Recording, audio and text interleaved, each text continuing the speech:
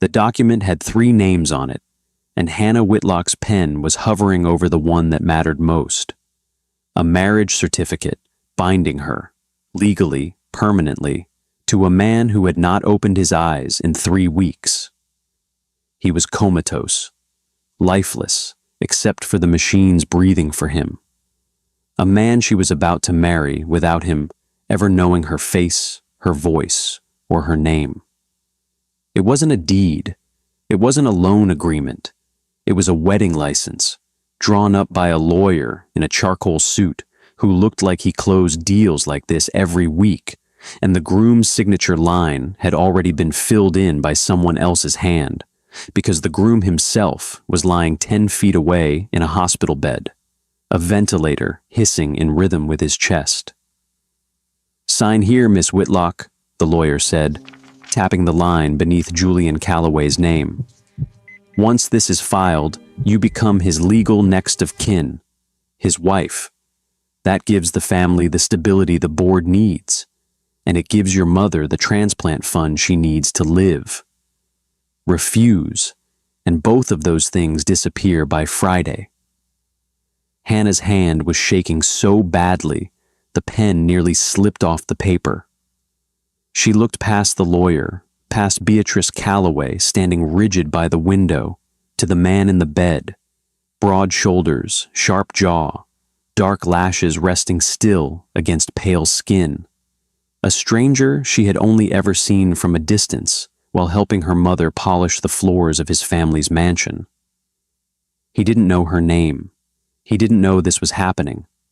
And in less than 60 seconds, she was going to become his wife anyway. She thought of her mother, 3 floors down in the dialysis unit, too weak to lift a glass of water without help. She thought of the eviction notice still folded in her coat pocket.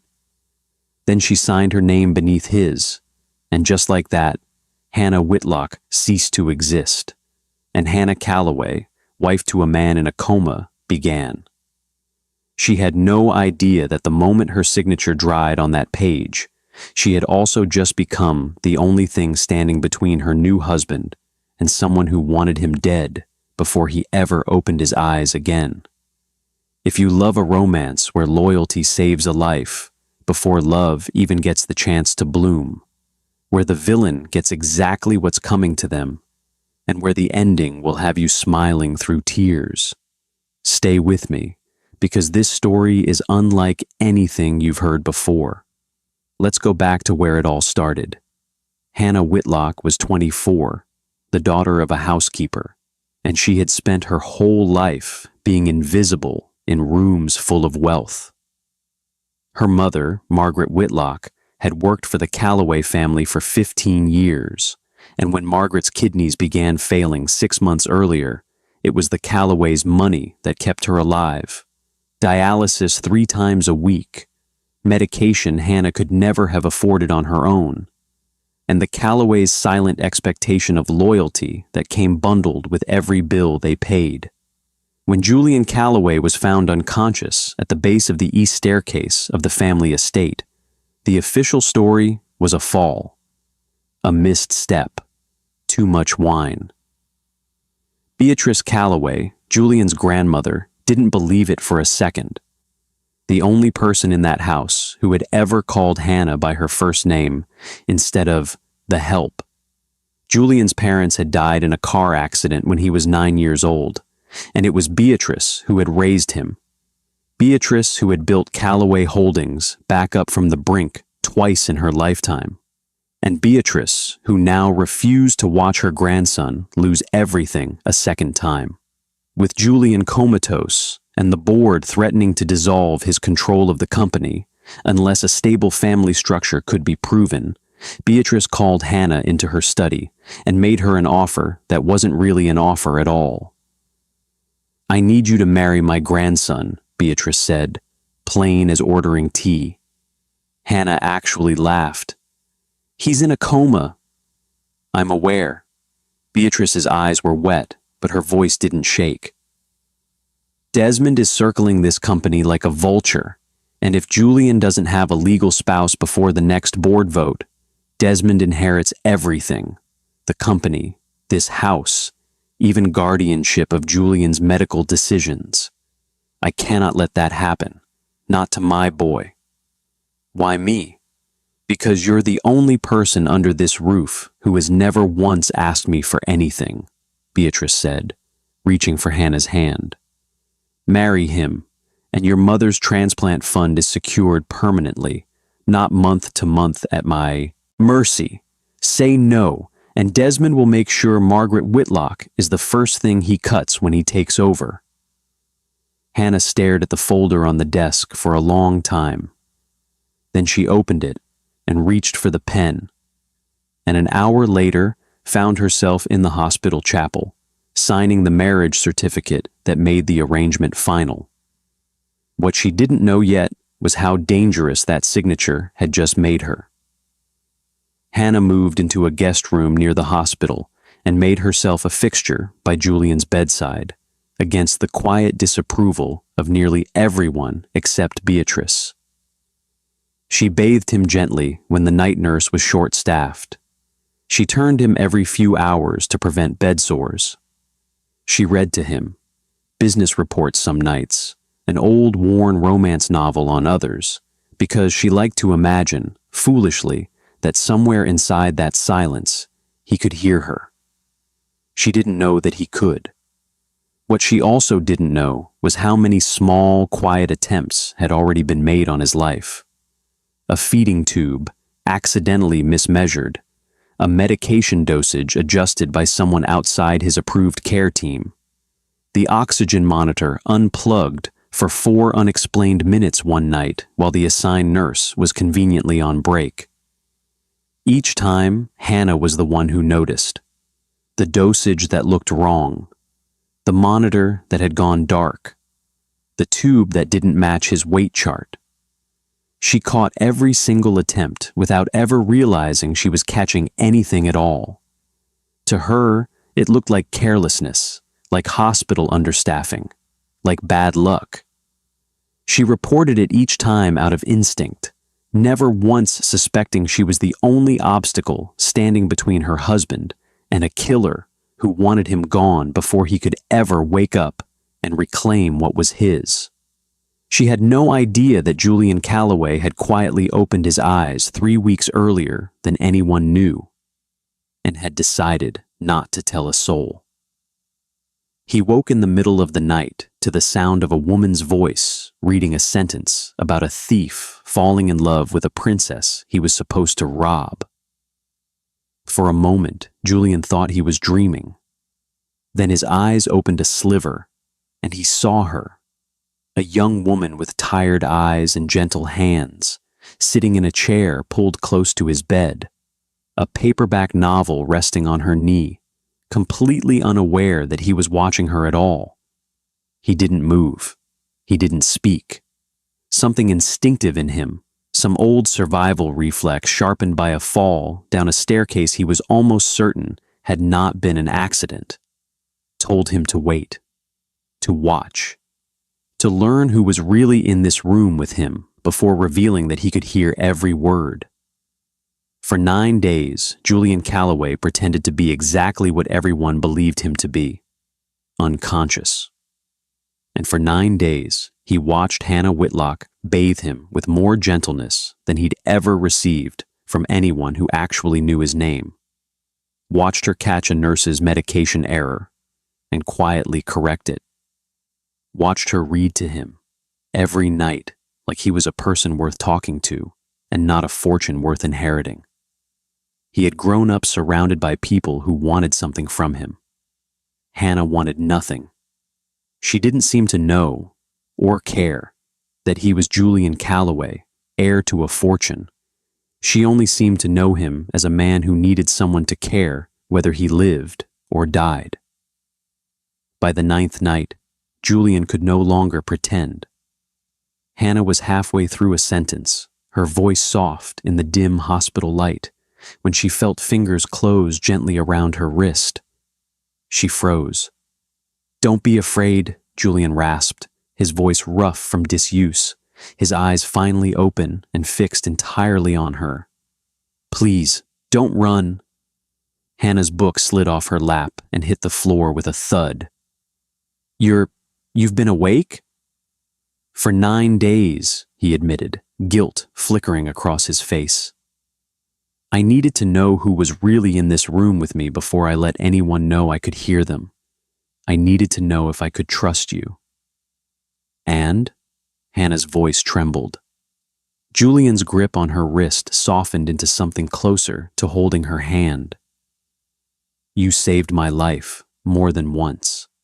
I watched you catch things the staff missed. Things that weren't accidents, Hannah. Someone has been trying to kill me in this hospital, and you've been stopping them without even knowing it. Hannah's blood ran cold. Then we need to tell someone. Security, the police. Not yet, Julian said quietly. Whoever's doing this is close enough to the family to access my medical team. If we move too fast, they'll just try again, somewhere I can't be protected. I need to heal first.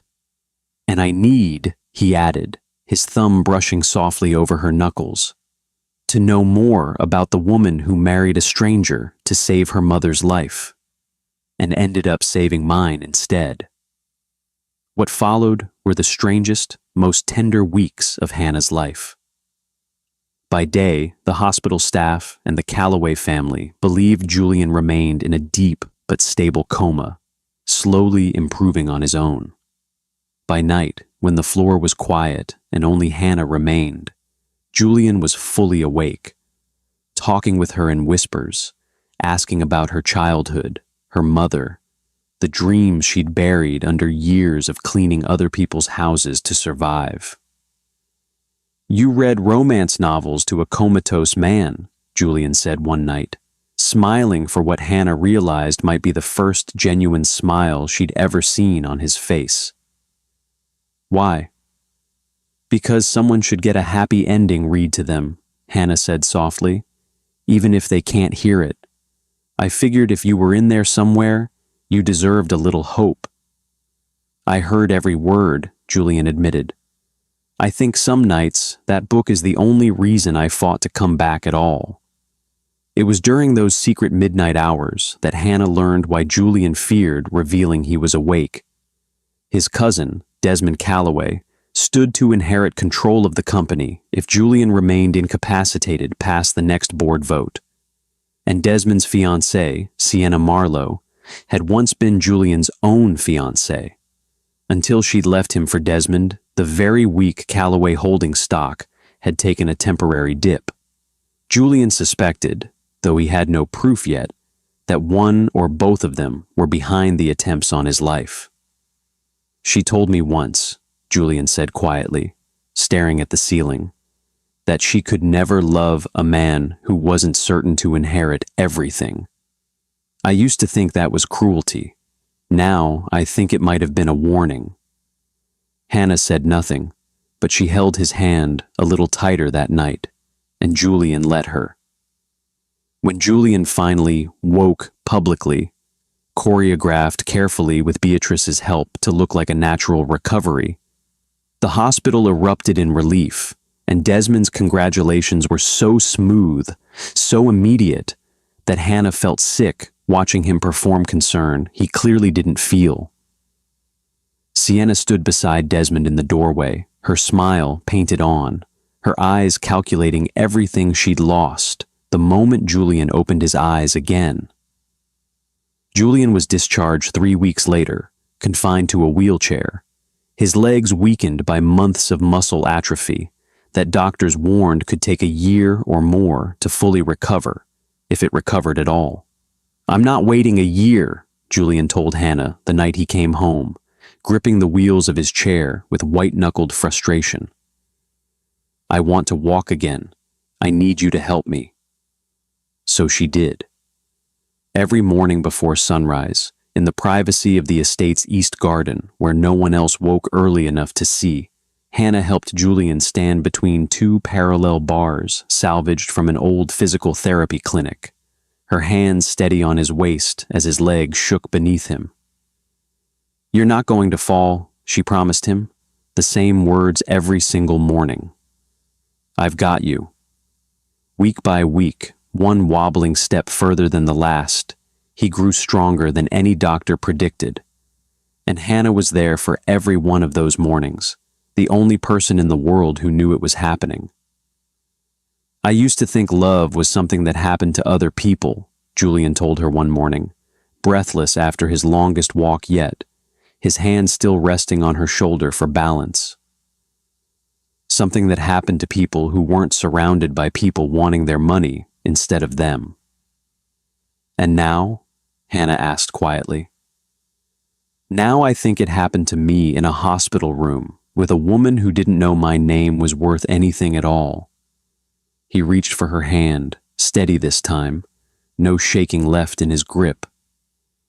"I love you, Hannah, not because you saved my life, because of who you are when you think no one's watching." Hannah's eyes filled with tears, and when Julian leaned down and kissed her, slow, certain, the first kiss either of them had allowed themselves after months of careful restraint, it felt less like a beginning and more like something that had been true for a very long time, finally being spoken aloud. If you are enjoying the story so far, don't forget to like this video and subscribe to this channel. Your support means a lot and helps us bring you more exciting and heartfelt stories. Thank you. Back to the story. The Callaway Foundation Gala was the social event of the year. Every major shareholder, every society columnist, every old family name in the city gathered under one roof. It was also, conveniently, exactly 6 months after Julian's accident, and Desmond had used the opportunity to all but announce himself as the company's stabilizing future leader, given his cousin's ongoing recovery. Hannah arrived at Julian's side in a wheelchair pushed by Walter, the family's loyal head of security, exactly as planned. Sienna found them within minutes, draped in diamonds, her smile sharp as glass. "Still in that chair," Sienna said, feigning sympathy with theatrical precision. "Such a shame. And you," she added, looking Hannah up and down, "still playing dress-up as a Callaway. Tell me, sweetheart, does it still feel like charity work? Or have you finally accepted you'll never really belong here?" A ripple of quiet laughter spread among the nearby guests. Hannah felt her face burn, but she said nothing, her chin lifted, her hand resting protectively on Julian's shoulder. "Careful, Sienna," Julian said evenly. "You're embarrassing yourself." "Am I?" Sienna's eyes glittered. "Or am I simply pointing out the obvious? A broken man in a wheelchair, married to a maid because no one with real options would have him now." The room had gone quiet enough to hear it. And then Julian Callaway stood up. Gasps rippled across the ballroom as he rose from the wheelchair.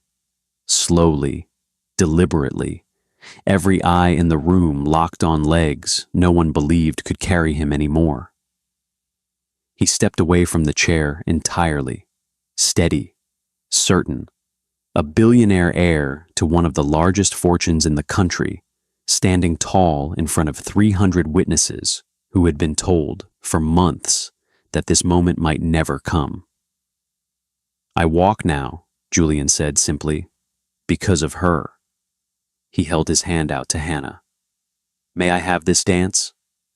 The orchestra, cued by Beatrice from across the room with tears already in her eyes, shifted into a slow waltz.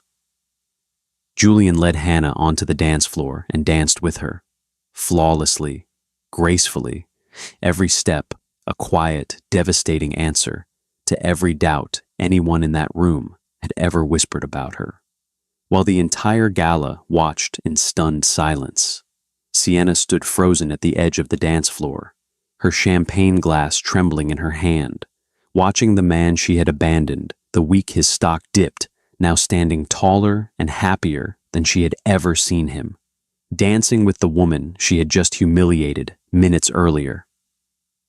"Julian," Sienna called out suddenly, pushing through the crowd as the music slowed, her composure finally cracking. "Wait, I made a mistake. I never stopped loving you. Come back to me. We're destined." Destined? Julian's voice was calm, but it carried across the silent ballroom like a verdict. "Fate didn't bring me to a boardroom or a stock ticker, Sienna. It brought me to a hospital room, to a woman who sat with a stranger every night and read him love stories because she thought he deserved hope. I forgive you for wishing me gone, but I will never regret choosing her instead of the life you wanted me for." He leaned down, cupped Hannah's face gently, and kissed her again, slow and sure, in front of every person who had ever doubted her, and the ballroom erupted into applause. Sienna didn't stay to watch the rest. She turned, tears streaking her makeup, and fled the ballroom in full view of 300 guests, pausing once at the doors to look back at the dance floor, at the life she had walked away from now glowing brighter than she ever imagined it could, before disappearing into the night. What no one at the gala knew yet was that the investigation Julian had quietly commissioned during his months of recovery had finally produced results. Walter, working with a private security team Julian trusted completely, had traced the tampered medication records, the falsified hospital logs, and the disabled monitoring equipment back to a hospital administrator on Desmond's payroll, and a paper trail of wire transfers connecting both Desmond and Sienna to the payments. The same week as the gala, with the evidence airtight, Desmond and Sienna were formally charged with conspiracy to commit murder. The trial that followed was swift and merciless under the weight of the evidence: falsified medical records, financial records, even a recorded confession from the bribed administrator who turned on his employers the moment he was offered a plea deal. Desmond Calloway and Sienna Marlowe were both sentenced to lengthy prison terms, stripped of every title, every privilege, every claim to the Calloway name they had tried so desperately to steal. But the gala wasn't finished the night Sienna fled it. With the music paused and every guest still watching, Julian turned back to Hannah, lowered himself onto one knee in front of the entire ballroom, and took her hand. "Hannah Whitlock," he said, his voice carrying clear and steady, "I married you in a hospital chapel when you didn't even know if I could hear you. You sat with me when you thought I'd never wake up. You taught me to walk again when the whole world had already written me off. I don't need a contract to tell you that I'm yours. I need you to know that I chose you, wide awake, with my eyes open, every single day since." He reached into his jacket and withdrew a small velvet box. "Will you marry me again, properly, in front of everyone who will ever again doubt what you mean to this family?" Hannah, openly crying now, could only nod as Julian slid the ring onto her finger to a ballroom full of applause and Beatrice's open weeping from the front row. Then Julian rose, faced the crowd, and lifted his glass. 6 months ago, this family nearly lost everything: me, the company, and the people who actually deserved to be protected, he said. I owe my life, twice over, to a woman this family once treated as invisible. Tonight, I want every person in this room to know exactly who Hannah Calloway is. Not the help, not a contract, not a convenience. She is the reason I'm standing here at all. And as of this morning, he added, glancing at his lawyer near the edge of the room, who gave a small nod, she is also formally and irrevocably entitled to half of everything I own. The room rose in a standing ovation. Beatrice was the first to embrace Hannah, followed by relatives who had ignored her for months, suddenly welcoming her with open arms, the way wealth so often rewrites memory. Margaret Whitlock, watching from a table near the front in a dress Hannah had bought her with her very first Calloway allowance, wept the happiest tears of her life. A year later, In a true wedding bathed in daylight and surrounded by family, Margaret walked her daughter down the aisle, while Julian waited at the altar without a wheelchair, without a cane, without a single trace of the man the world had once written off. "I love you," he whispered as she reached him, "for choosing to care for a stranger who couldn't even say thank you." "I love you," Hannah whispered back, "for waking up and choosing me anyway."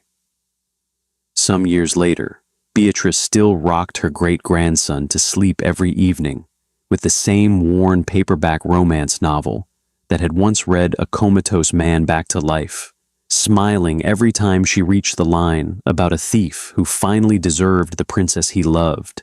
If this story made you believe that good hearts get rewarded and that love really can wake someone from the darkest place imaginable, let me know in the comments which moment hit you hardest. Don't forget to like this video and subscribe for more stories just like this one, because there are so many more hearts left to break, heal, and finally find their happy ending. Until next time.